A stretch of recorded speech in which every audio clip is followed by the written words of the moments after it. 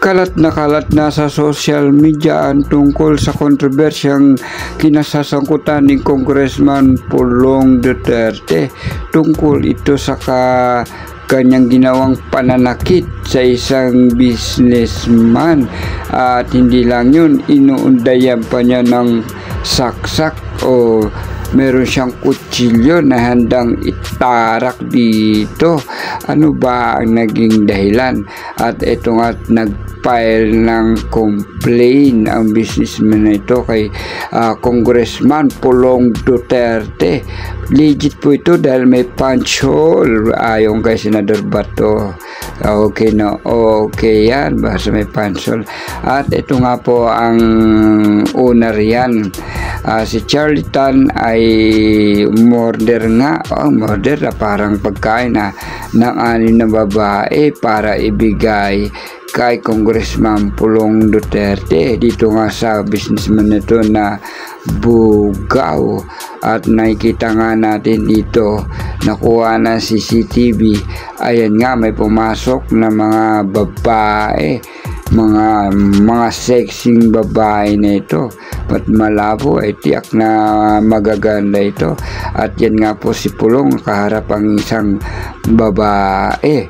At ito nga nasa likod ng babae, ito yung nagdala ng 6 na babae o bugaw na sasabing businessman na nag-file ng complaint dahil sa ginawang pangbubugbog, death threat na ginawa ni Congressman Pulong Duterte.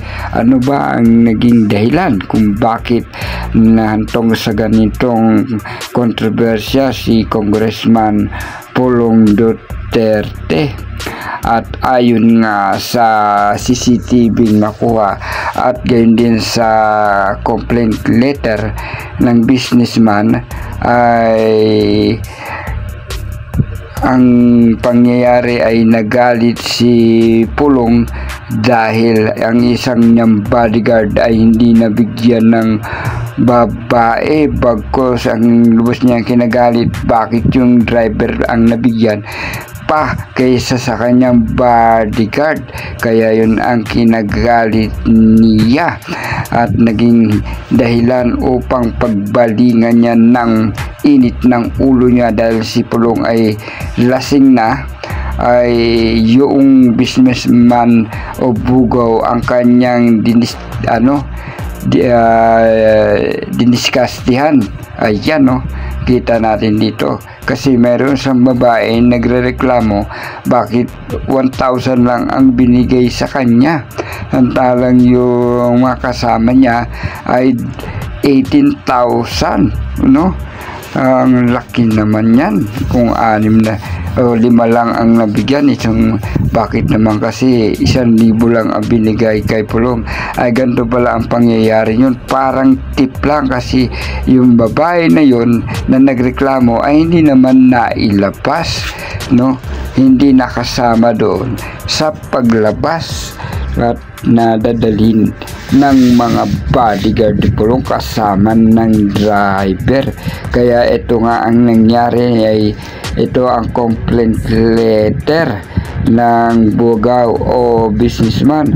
May puncture hole siya na tiyak, legit na legit yan ayon kay Senador Ronald Bato de la Rosa. Basta may butas, okay na okay yan.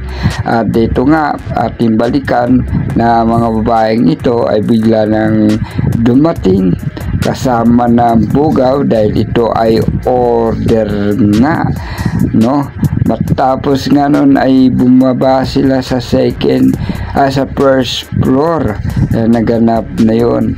At dito na nagkaroon ng confrontation doon sa bugaw. Ito makikita natin na si Pulong nga, legit na si Congressman Pulong Duterte nga ang nasa bar na yan kasama ng mga bodyguard.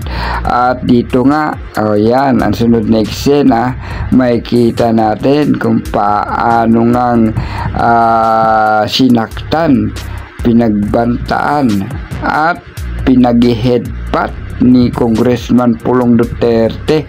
Ang businessman na ito o yung Bugaw. Ayan, makita mo natin, panoorin natin ang video na ito.